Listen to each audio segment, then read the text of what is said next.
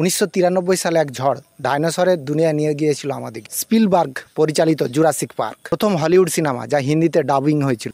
আর আমার ছেলেবেলার এটা একটা সেরা মুভি। কেউ আকাশে উঠতো, কেউ দৌড়ে ছিঁড়ে ফেলতো শিকার।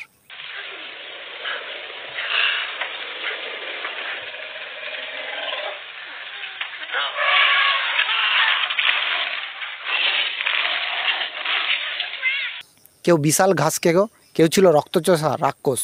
একটা পার্ক যেখানে মানুষ ডাইনোসর দেখতে গিয়েছিল আর হয়ে গেল নিজেরাই শিকার। আজকের প্রজন্ম যারা এখনও এই মুভিটা দেখেনি, তারা অবশ্যই জুরাসিক পার্ক মুভিটা একবার দেখো। ভিএফএক্স হোক বা সাউন্ড ডিজাইন, 1993 সালেও যা ছিল এক কথায় ম্যাজিক। সিনেমাটা শুধু ভয় নয়, যা দেয় অদ্ভুত সুন্দর এক মিস্টিরিয়াস অনুভূতি। Welcome to Jurassic Park.